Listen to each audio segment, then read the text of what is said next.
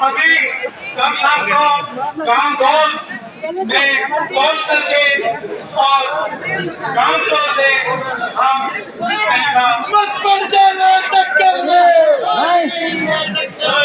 मत पड़ जाना।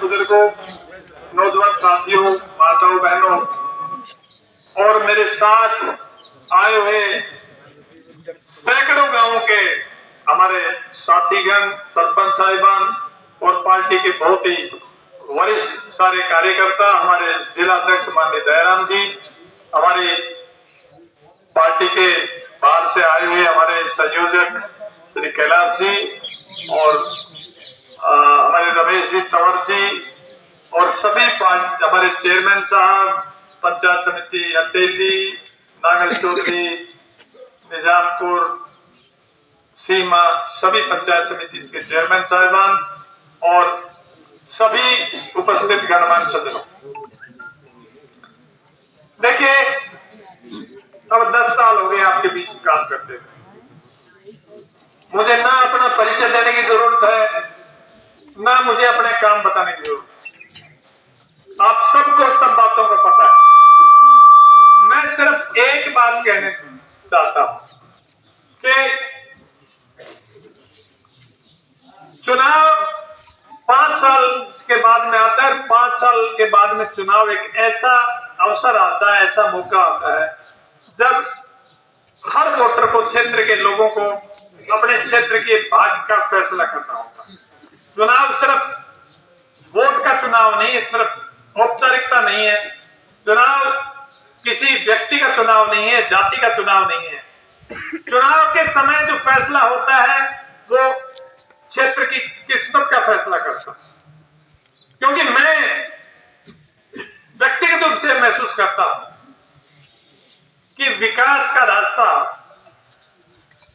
जनता के द्वारा चुने हुए प्रतिनिधि जो होते हैं, प्रतिनिधियों के माध्यम से निकलता है। मैं तो इसे आगे बढ़ के कहता हूं कि सांसद या विधायक जो क्षेत्र को जो प्रतिनिधित्व करते हैं, उनके दिमाग से विकास निकलता है। वो कितना सोच सकता है अपने इलाके के बारे में, कितनी योजनाएं बना सकता है, कितनी योजनाओं को लागू कर सकता है, ये सारे बातें उसकी व्यक्तिगत सोच पर निर्भर करती है। मैं आपके पास 2010 में पहली बार आया और एक अजनबी के रूप में मैं आपके पास आया था। मेरे को अधिकांश लोग मेरे को नहीं जानते थे, मैं लोगों को नहीं जानता था। ईमानदारी की बात तो यह है कि 2/3 गांव का तो रास्ता भी नहीं जानता था। और मुझे उस समय आप लोगों ने, मुझे नहीं पता क्या सोच के आपने बनाया, लेकिन उस समय आपने मेरे को अपना प्रतिनिधि बनाया, मुझे विधायक बनाया। और वो एक ऐसा एहसान था मेरे ऊपर, इतना बोझ था आप लोगों ने जो डाला। मैं जो ही मौका मिला मैं उसी भाव से लग गया। और सबसे बड़ी जो चुनौती थी इस इलाके के सामने, वो हमारे भूजल स्तर की थी, सूखते हुए कुओं की थी, सूखती हुई खेती थी। और भारतीय जनता पार्टी की सरकार ने, जो ही सरकार बनी, आपको याद होगा पहली जो मेरी स्पीच थी विधानसभा में 4 नवंबर 2014 को, उसमें पहली बार ही मैं लगभग 15 मिनट बोला था और पानी पे बोला। और मुझे याद है उसमें एक वाक्य मैंने ये कहा था कि हरियाणा के नक्शे में सबसे नीचे जो है वो नांगल चौधरी है। और मैंने कहा जो यहाँ से चंडीगढ़ से जो चीज चलती है, नांगल चौधरी पहुंचते पहुंचते बिल्कुल थोड़ी पानी का है, अपनी मुठ से चलता है और नांगल चौधरी जाते जाते बिल्कुल समाप्त हो जाता है। और उसी के आधार पर मैं आज भी भारतीय जनता पार्टी की सरकार का, विशेषकर माननीय मनोहर लाल जी का जो उस समय मुख्यमंत्री थे, उनका धन्यवाद करता हूं कि मुझे एक हफ्ते बाद में बुला के कहने लगे कि भाषण ही करता रह गया, ऐसा कुछ मुझे बना के देगा। तब मैंने एक बना के उनको डिटेल दिया था कि इसका ये समस्या है, ये कारण है, इसका ये समाधान हो सकता है। खैर लंबी कहानी है। हथनीकुंड बैराज में जाके एक दिन रेस्ट हाउस में वहां सोए और 2 दिन अपनी गाड़ी से नहर की कच्ची पटरी के साथ साथ पूरी नहर को देखा, फोटोग्राफ्स ली। एक दिन पंजाब से भागड़ा नरवाड़ा ब्रांच को देखा, सारा समझ के फिर एक योजना बनी। और मुझे खुशी है ये बताते हुए कि वो योजना इतनी कारगर साबित हुई कि आज हमारे किसानों की दोनों नदियां पूरे मेंढर जिले को सरसब्ज करती हैं। मैं यहाँ मेंढर के पास एक गांव में दोंगड़ा वाली रैली में निमंत्रण देने के लिए गया हुआ था। मैं जब बोल रहा था तो बोलते बोलते बीच में एक बुजुर्ग पीछे से खड़े हुए और मेरे को कहते रहे, अवैध कितना का आदमी चाहिए? बोलो चूल्हा में उतार जाएगा, बीरबा ने भी आ जाएंगे, बाल के ले आऊंगा। और बोलो जी फावड़ी मारा से उठे पानी निकला, जरा तेरे खातिर कुछ भी करने तैयार था। मैं तो मुझे इतना प्यार मिला है लोगों से, मैं किसी भी बात से ना राजनीति में मुझे आधी रात कोई उठा के कह दे चुनाव लड़ ले तो मैं तैयार हो जाता हूँ। मुझे कभी चुनाव की चिंता नहीं। मुझे पता है कि इलाके के लोग मुझे प्यार करते हैं और मुझे कभी भी ये लोग, जब तक इनका प्यार है, जब तक काम करता हूँ। जिस दिन ये कह देंगे जाके अपने घर में, तो बड़ा आराम करूंगा। बात अभी अपने कुछ साथी जातिवाद की बात कर रहे थे। मैं अपनी एक उपलब्धियों में से मैं इसको मानता हूं कि मैंने नांगल चौधरी विधानसभा क्षेत्र से जातिवाद को मैंने लगभग 40% 50% ही बचा है, बाकी मैंने जातिवाद खत्म कर। एक भी गांव में नांगल चौधरी हल्के का कोई ये बता दे कि हमारे गांव में काम नहीं किया। हर गांव में काम किया है, कहीं कुछ तो कहीं कुछ।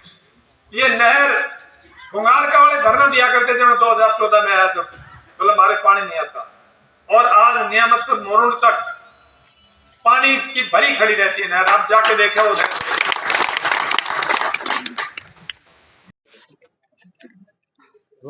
और जब नांगल चौधरी विधानसभा के अंतर्गत गोद गांव में आज पहुंचे, जन सैलाब देखने को भी मिला है, क्या कहेंगे? देखिए, लोगों का प्यार तो शुरू से ही मेरे साथ है और मुझे कभी इस बात के बारे में किंचित मात्र भी संदेह नहीं होता कि पूरे हलके के लोग मेरे से प्यार करते हैं। और हमेशा जब भी मुझे जरूरत पड़ती है, आप देखिए, आप तो यहीं रहते हो, कभी भी कोई रैली हुई, दोंगड़ा एरिया में जिला लेवल की रैली थी, पूरे जिले के लोग जिस तरह से वहां आए, जन सैलाब बना था। इसी तरह अब भी इस चुनाव में जिस भी गांव में जाता हूँ बहुत बढ़िया लग रहा है। वोट की अगर बात करें तो अब की बार वोट जाति पे या विकास पे?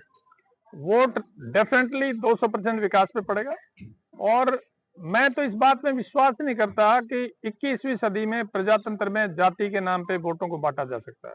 आज का नवयुग बहुत शिक्षित है, बड़ा वेल इन्फॉर्म्ड है, रोजाना सोशल मीडिया पे रहता है। और ये गलतफहमी है कि सिर्फ 1 महीने में उम्मीदवार का आकलन जनता करती है। जनता आकलन 1 महीने में नहीं, पूरे 5 साल करती। पूरे 5 साल अपने नुमाइंदों को बड़े बारीकी से देखती है और उसके बाद में जो ओपिनियन बढ़ता है उसी पे वोट डिसाइड करता है। और मैं आश्वस्त हूं कि नांगल चौधरी हल्के की जनता मुझे बहुत भारी बहुमत से जिताएगी। और मैं आज बता रहा हूं आपको कि पिछली बार 21,000 से जीता था, इस बार चाहे कितने ही वोट ज्यादा हो, 21 से ज्यादा जीतूंगा। बात करें अभी सोशल मीडिया की, बताइए आपने गहली गांव में सुबह वायरल भी होते, गांव का कुछ विरोध भी बताते, क्या कहेंगे जी? देखिए, गहली गांव से हमेशा मुझे बहुत अच्छा समर्थन मिला है और अब भी रिजल्ट आए जब देखना बहुत अच्छा समर्थन मिलेगा। मैं उस पर बाकी कोई टिप्पणी नहीं करना चाहता, लेकिन मैं ये बताता हूँ कि गहली गांव में हमेशा मुझे प्यार मिला और अभी बहुत बड़े विरोध था या प्री प्लान? मैं इसके बारे में कुछ नहीं कहता, इसमें तो आप पता कीजिए, आप पत्रकार हैं। मेरा काम ये नहीं है, मैं तो हमेशा आगे बढ़ने की बात करता हूँ। और मैंने वहां भी मैं लोगों को पूरी तरह अपने विचार रख के फिर आया हूँ। मैं इसके बारे में, यानी कि ये माने कि गहली गांव का जो लोगों का प्यार है वो साथ है आपके? बिल्कुल साथ है जी। चुनाव जो रिजल्ट आए जब देख लेना। जी आज नाम बताओ, पहले नाम। मैं काशीराम यादव गांव गोद है और मैं वैसे बीजेपी से जुड़ा हुआ हूं वैसे तो, लेकिन आज पूरे हरियाणा में बहुत ही बढ़िया माहौल है और हमारे गांव में, अपने गांव में तो डॉक्टर अभय सिंह की छवि इतनी बढ़िया है क्योंकि पिछले 10 साल में इन्होंने हर क्षेत्र में काम किए हैं। बगैर खर्ची पर्ची नौकरियां मिली हैं, पानी के जल, घर घर में पीने का पानी, नहरों का पानी, हमारे नज़दीक ही कोरियावास में मेडिकल कॉलेज। काशीराम जी, हाँ तो कहना चाहूँगा कि आपके गांव से भी एक प्रत्याशी थे जो कांग्रेस की टिकट मांगे थे, उसके बाद उन्हें टिकट नहीं मिली, उन्होंने एक कार्यकर्ताओं की मीटिंग की और उसके बाद कहते हैं कि वो कांग्रेस प्रत्याशी को समर्थन दे रहे हैं। इस बारे में गांव में कितना क्या फर्क रहेगा, क्या माहौल है? ऐसा है, अभी तक उन्होंने खुले तौर पर एक बार भी कांग्रेस प्रत्याशी के साथ जाकर कहीं प्रचार प्रसार नहीं किया है। ये शायद आप लोगों को भी, मीडिया को भी पता क्या होगा। माने कि आप अपने बेटे को मना लोगे? नहीं, प्रयास रहेगा हमारा कि वो हमारे पक्ष में आए और विकास के नाम पर इस बार वो भी डॉक्टर अभय सिंह का समर्थन करें, ऐसा हम उम्मीद रखते हैं। धन्यवाद।